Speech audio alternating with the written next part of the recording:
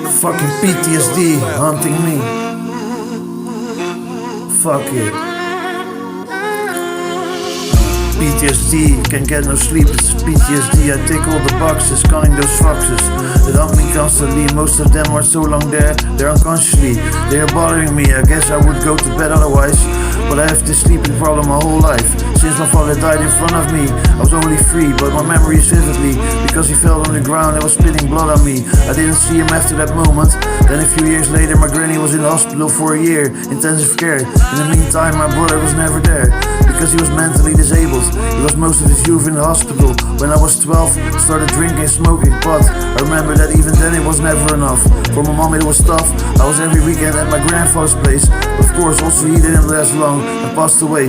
So before I was 30, I witnessed several relatives die, and I couldn't cry. So I turned to drugs and drinks. So from the start I couldn't win. Sin after sin, teachers abusing me because of the ADHD. And that was the start of my PTSD. Then I had a tour of several overdoses and detoxes. As I said, addiction is cunning like foxes. Once I get arrested for attacking driving cars and buses, the police hit me until I was blacked out.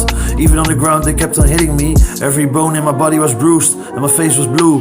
My head was a mess. They called an ambulance and bind me on a bed. I was brought to the loony bin. They threw me naked in a cell with only a blanket. Absolutely no idea what just happened. Well, this was just the start of my life. I was dealt a pretty shitty hand, but I'm still blessed that I live in the West. We are spoiled to the max, I realized that.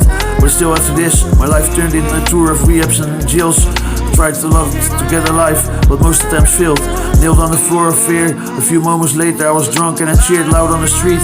As a way of coping, I always fleet. For myself was making geographicals on the run from boredom, out of my shell. Always on the move, why I can tell. Cause I really don't know, full life was a show. So I offered people entertainment on the street. I always told jokes and rapped without beats. Addiction to attention, collected telephone numbers of girls in the train. It was in those days I got my second name, Just Insane. What became my other identity? I can't get rid of this. In a way I just love the insanity. I can explain for hours. I had the PTSD way before the attack on the Twin Towers. Screaming in my sleep for weeks without sometimes a nap. What gave me some power?